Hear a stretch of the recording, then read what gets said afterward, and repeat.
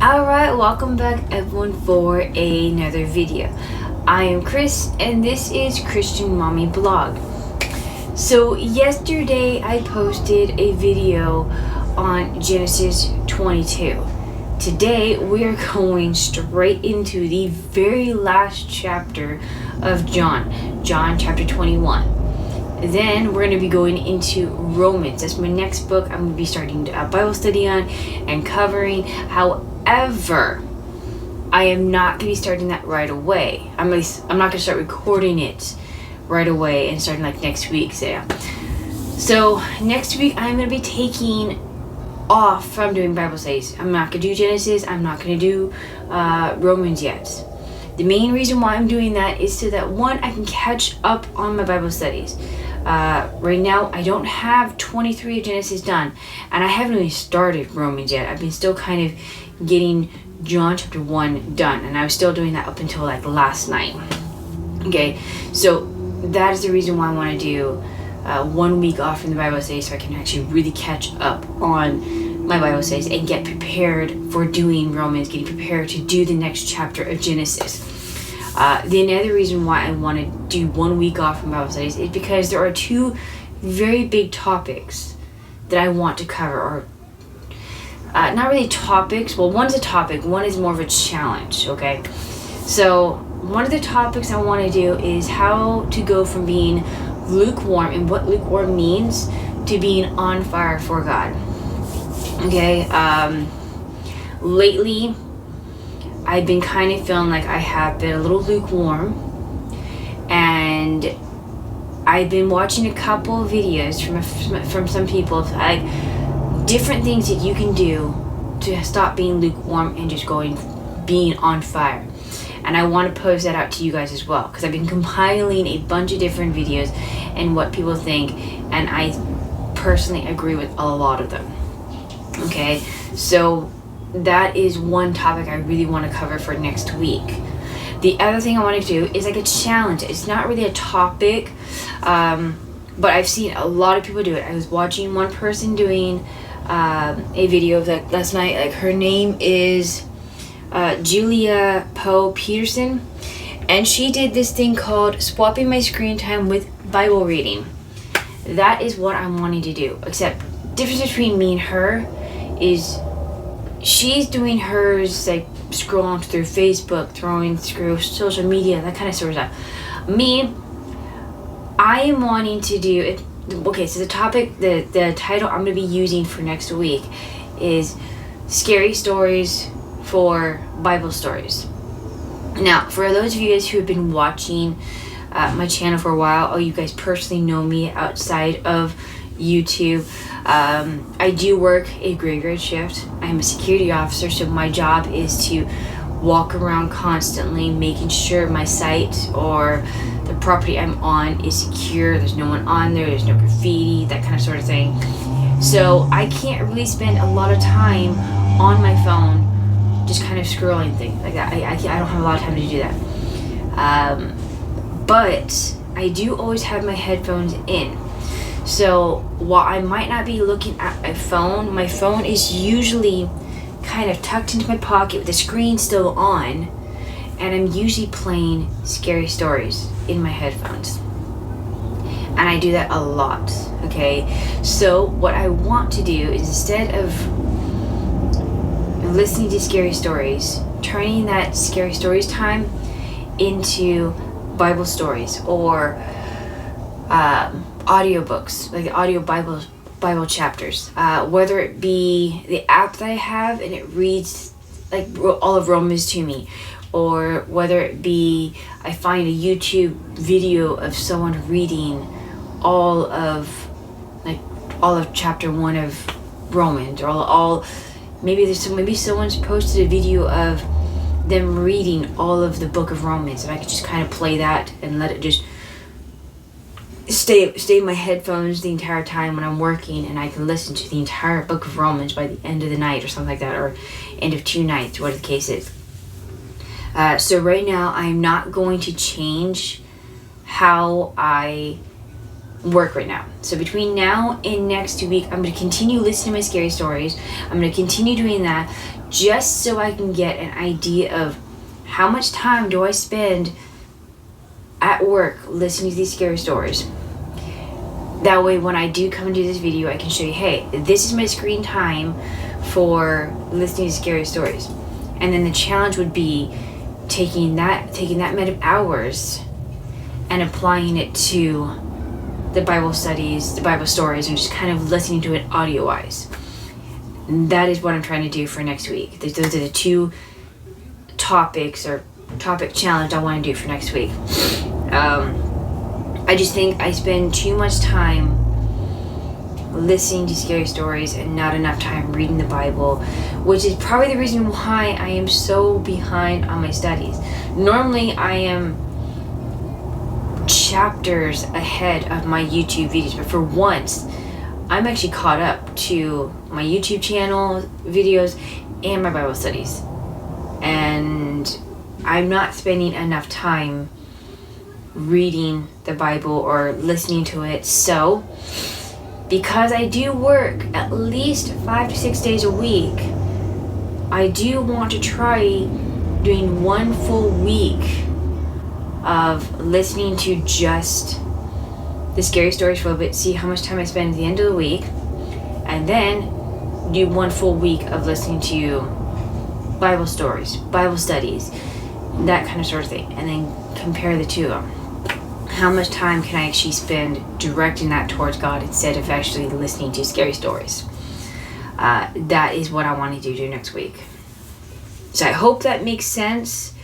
It makes sense the way I kind of wrote it down, but I don't always explain things the best way. So if that does not make sense to you, let me know in the comment below, and I'll try and explain it a different way. I don't really know how else to go explaining what it is. I'm just simply trying to change my habit of listening to scary stories all the time to listening to the actual Bible, and maybe spending more time with God that way. Unfortunately, I can't just walk around with my Bible. I literally can't. It's kind of defeats the purpose of me working. My purpose is, like I said, to secure the site I'm on, make sure no one's on the property, make sure there's no graffiti, break-ins, etc. If someone is on the property, I kind of have to start booking it and getting after them and make sure they get off the property. So me walking around with a Bible in my hand is going to be kind of difficult to do. So my phone is always on me. My tablet is always on me. So I'll just have my Bible on there for a little bit and then read at home. But that is what I'm trying to do for next week. And then try and catch up on Romans and Genesis. So, alright, so I'm not going to get drawn on to any more longer. So let's go ahead and just dive right into John 21. We're going to read the chapter all the way through. And then we are going to go ahead and go over the notes I have. Now, it's not that long. It's only 25 verses, so pretty short. So, let's go to it. Alright, John 21. Jesus appears to the 7 disciples. Or to 7 disciples, sorry. After this, Jesus revealed himself again to the disciples by the Sea of Tiberias. And he revealed himself in this way. Simon Peter, Thomas, called the twin, Nathanael of Canaan in Galilee, the sons of Zebedee, and 2 others of his disciples were together. Simon Peter said to them, I am going fishing. They said to him, we will go with you. They went out and got into the boat, but that night they caught nothing. Just as day was breaking, Jesus stood on the shore. Yet the disciples did not know that it was Jesus. Jesus said to them, children, do you have any fish? They answered him, no. He said to them, cast the net on the right side of the boat, and you will find some. So they cast it, and now they were not able to haul it in, because of the quantity of fish. That disciple whom Jesus loved, therefore said to Peter, it is the Lord. When Simon Peter heard that it was the Lord, he put on his outer garments, for he was stripped for work, and threw himself into the sea. The other disciples came in the boat, dragging the net full of fish, for they were not far from the land, but about 100 yards off. When they got out on land, they saw a charcoal fire in place, with fish laid out on it, and bread. And Jesus said to them, "Bring some of the fish that you have just caught."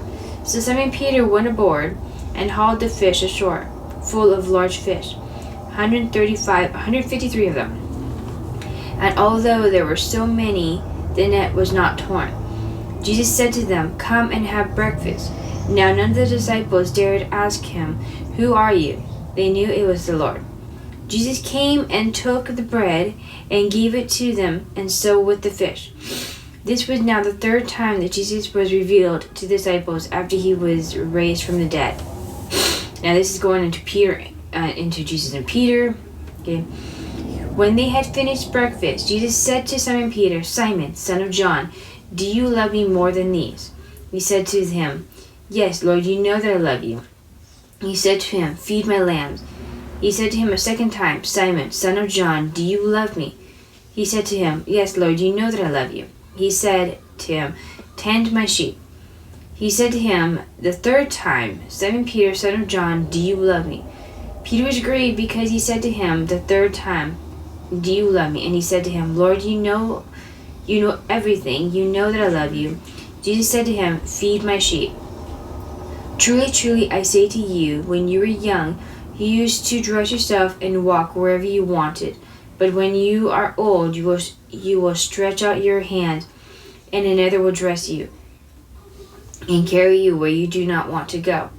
This he said to show by what kind of death he was to glorify God. And after saying this, he said to him, "Follow me." Dude, tickle my throat. Alright, now this goes into Jesus and his beloved apostle. Peter turned and saw the disciple whom Jesus loved following them, the one who also had leaned back against him during the supper and had said, "Lord, who is it that is going to betray you?" When Peter saw him, he said to Jesus, "Lord, what about this man?" Jesus said to him, "If it is my will that he remain until I come, what is that to you? You follow me." So the saying spread abroad among the brothers that this disciple was not to die. Yet Jesus did not say to him that he was not to die, but if it is my will that he remain until I come, what is that to you? This is the disciple who is bearing witness about these things, and who has written these things, and we know that his testimony is true. Now there are many other things that Jesus did, were every one of them to be written. I suppose that the world itself could not contain the books that would be written. And that is the end of chapter of John. Interesting way to end it. Alright, so going right back to the very beginning of it. Obviously, the very beginning it says Jesus revealed himself again to the disciples by the Sea of Tiberias, and he revealed himself in such way. Okay, there's Simon Peter, there's Thomas, aka the twin, who kind of looked like Jesus. There was Nathaniel, and then there was the sons of Zebedee. And then there were two other disciples. All of them were gathered together. And Simon Peter said he was going to go fishing. Now, a lot of people think this is reverting back to an old occupation, and we don't know if it is or not. It could be that fact that they were just hungry and they wanted fish, or they needed money, whatever the case is. We don't know. But either way, the other disciple said, "We will go with you." And they went with him probably because they wanted to make sure that he was okay, or simply just to make sure that he had some kind of help, or because previously Jesus had mentioned that they are now brothers, they're disciples together, they need to stick together. Same thing with them kind of quote unquote living together in the previous chapter. Okay, but just as daybreak, okay, they still had not caught any fish, and they saw Jesus standing on the shore. At that point, though, they didn't know it was Jesus. Okay, and Jesus had told them, hey, he had told them, he had asked them if they had caught any fish, and when they said no, he said, toss your net to the other side of it, to the right side of the boat, and you should catch them. Okay. Now, so the children do have children is a common greeting among working men, basically. And when he said, cast your net to the right side, this is basically to test their ability to find guidance of God in small, unsuspecting ways. Okay, because right now, as it mentioned just prior before, it says the disciples did not know there was Jesus. So for all they know right now, this is some stranger telling them to cast their net onto the other side of the boat.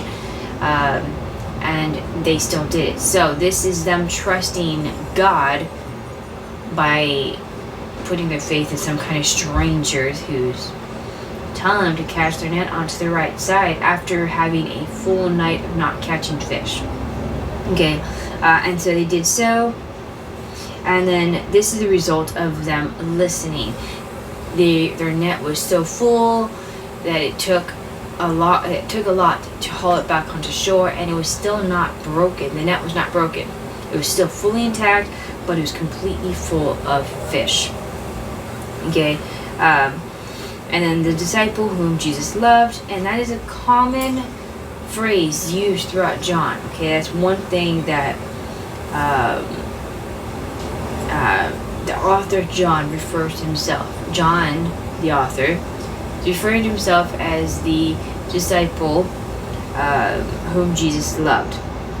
Okay, so John said to Peter, "It is the Lord." And when Peter had heard that, he put on his outer garment because he was working, and he put himself into the sea, and he went to God, to Jesus. Okay, the other disciples came in, dragging the net full of fish, because they were not far off. Okay,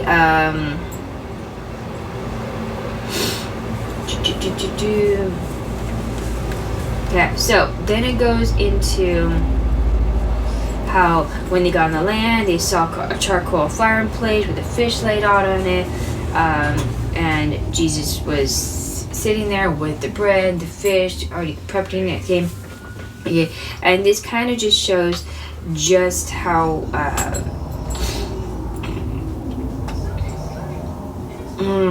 how do you spell it? Where is it? I am losing my place. Okay, so this kind of still shows that he is still a humble servant. He is still providing for his disciples. It shows he still cares.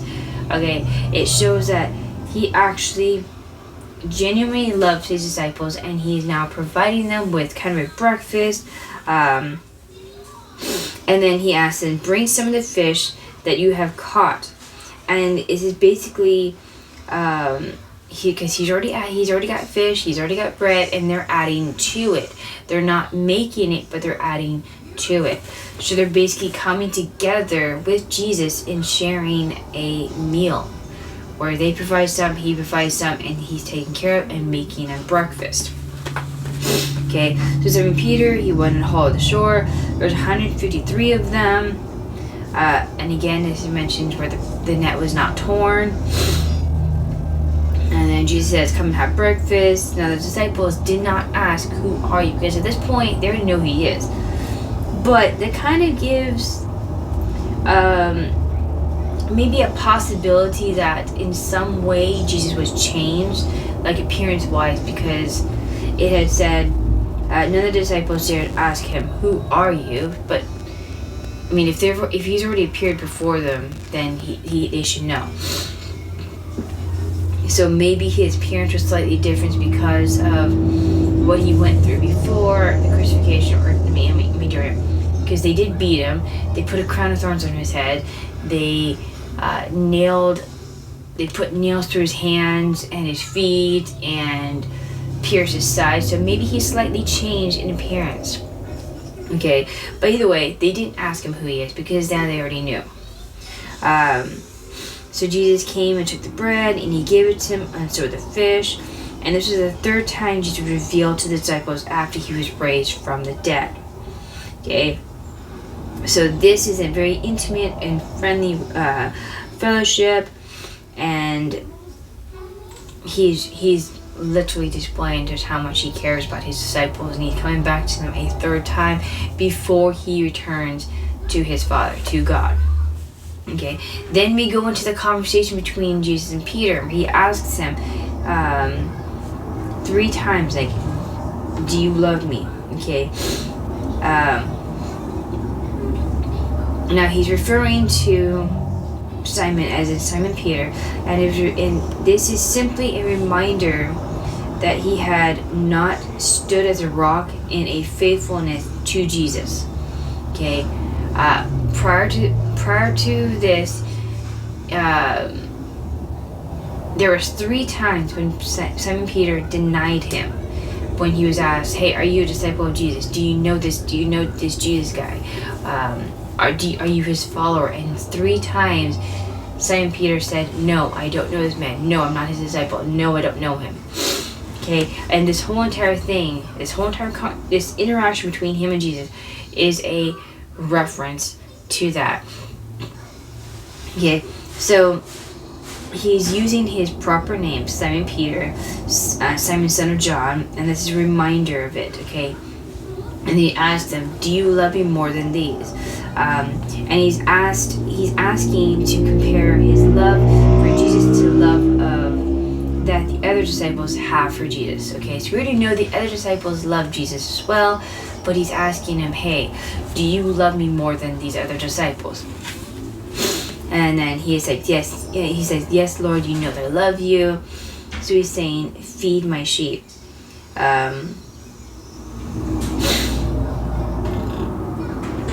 So let's see. Okay, so Peter, it took me a little bit to understand this part where it says, "Feed my sheep, tend my sheep." Okay, Peter could demonstrate his claim for Jesus by feeding/tending Jesus' lambs, and at that point, when he explained what the lambs and sheep were, okay, they were the sheep, okay, not Peter's, is what he's trying to emphasize. His disciples, they are his sheep. Jesus is the shepherd, they are his sheep. That is what he's trying to emphasize on it. Like I said, it took me a little bit to understand it, but I finally got it. Okay, so then he goes on to say 3 times, ask him, "Hey, do you love me?" And then say, in the very 3rd time, he said he was grieved because he said to him the 3rd time, "Do you love me?" Now at this point, Peter is understanding significance. If I can get my stupid sticky note to work. Okay, so Peter's understanding now at this point that the significance of the question being asked 3 times is a plain reminder of the previous 3 denials, which is why he said Peter was grieved. Okay, because Peter is upset, Peter regrets it, Peter is feeling very guilty about having denied Jesus 3 times, even though he did and does love Jesus. Okay, now granted, at that point, I can understand why he would. The Pharisees seemed like very intimidating people. Those people that he was talking to seemed like very, very dangerous, very, very fearsome. And for the fact that we are just human,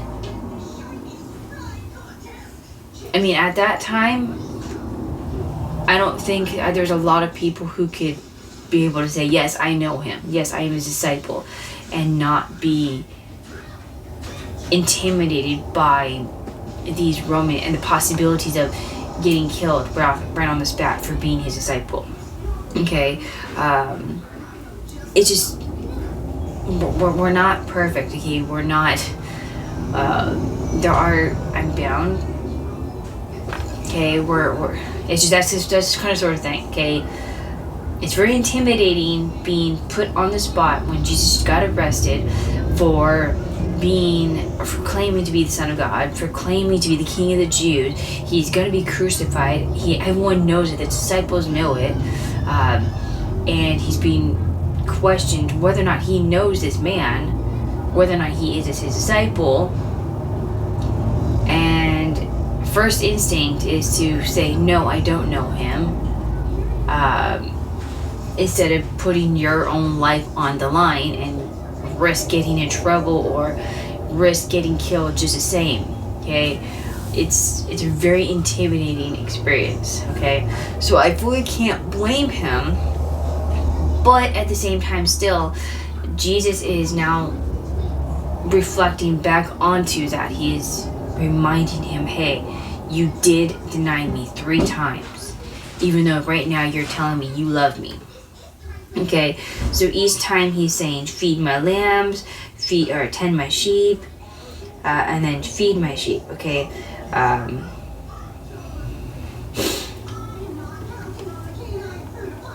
okay. So then it goes on to saying, I lost my place. It says, say, when you were young, you used to dress yourself and walk wherever you wanted. And this is a reminder of his younger days, when he was an actual kid and he was able to just kind of wander around, do what he wanted. He didn't have any obligations, no responsibilities. But then comes the kind of like a actual real slap in the face, scary future that Jesus is foretelling to him. It says, when you are old, you will stretch out your hand, and another will dress you and carry you where you do not want to go. And this is, as it says in the next part, this he said to show by what kind of death he was to glorify God. Now, this whole entire point, just this alone, is it found that he would have his hand bound.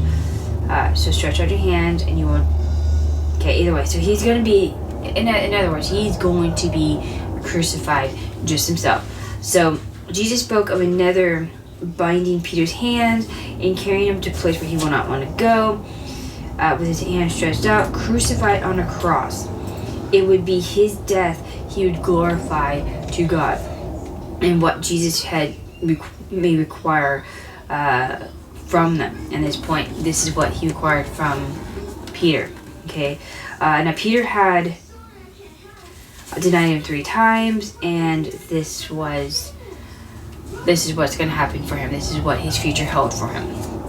Okay, at the very end, he's basically giving him a challenge, the exact same challenge he issued at the very beginning of John. Really, follow me. Okay, so instead of answering him and responding yes, he turned to look at another disciple. He turned and saw the disciple whom Jesus loved, John, and he's basically trying to see if this is the one Jesus was talking to. Now, John was the one who was leaned against, who had his back leaned against him during the supper, and he's the one who said, Lord, who's the one who's going to betray you? Okay, and that was when they kind of gave the indication that Judas was the one who could betray him. When Peter saw him, he said, Lord, what about this man? And he's now posing the question onto him instead of just flat out saying, yes, I will follow you. He is using a deflection tactic to the other disciples. And he was wondering if Jesus was talking to him. And Jesus has said to him, if it is my will that he will remain until I come, what is that to you? You follow me. So he's basically saying, why does it matter what's going on with this disciple? I am not talking to him, I am talking to you. you follow me. And he's directly saying you. Okay, so it is another challenge he's posing to Peter. Okay, so the saying went among the brothers that this disciple, that John, was not to die yet, but however, that's not the case. John goes on to say, Jesus did not say to him that he was not going to die, but if it is my will that he remain until I come, what is that to you? So he's basically saying, what is it? Why is it your business what I do with this disciple? I am not addressing him. I'm not talking to him. I am addressing you. This is what I'm posing to you. I am posing to you for you to follow me. Okay, and at this point, Peter had to decide for himself whether or not he would follow Jesus, and it's a challenge even for us today. So, goes on to say, this disciple, John, is the unnamed disciple in several places, who is bearing witness about these things. So he's basically saying, I am bearing witness to these. I can say, hey, I was there, I saw this, this is all true about these things, and who's written these things, and we know that his testimony is true. So he's literally saying this testimony is true because he was there, he saw it, he witnessed it. Says, now there are many other things that Jesus did, and this is not only including the fact that Jesus performed many other miracles after he returned back from the dead. It is also another form of saying, hey, his ongoing work will include onto his disciples, because his disciples will continue doing miracles themselves through Jesus, with Jesus, in God's name, basically. And this is what he's kind of trying to reflect to. Okay, the Jesus, and then he says, were every one of them to be written, I suppose that the world itself could not contain the books that would be written. Thank you. So, just like I mentioned previously in 20:30, to the end of it, here it says, now Jesus did many other signs in the presence of the disciples. So again, Jesus did more miracles, more signs to prove that he had returned from the dead, that he was back, that he was the Son of God. But if you were to include all of those into this book, it would be so big. It would be basically a Bible all on its own, just of John, or of the Gospels in general, okay? Because basically the Gospels are all the exact same, they're just different perspectives. So that is what he's trying to say when it says that there's just too much. But in itself, that message, well, he's basically also saying too that through his disciples, he will continue doing miracles because his work continues going on through them.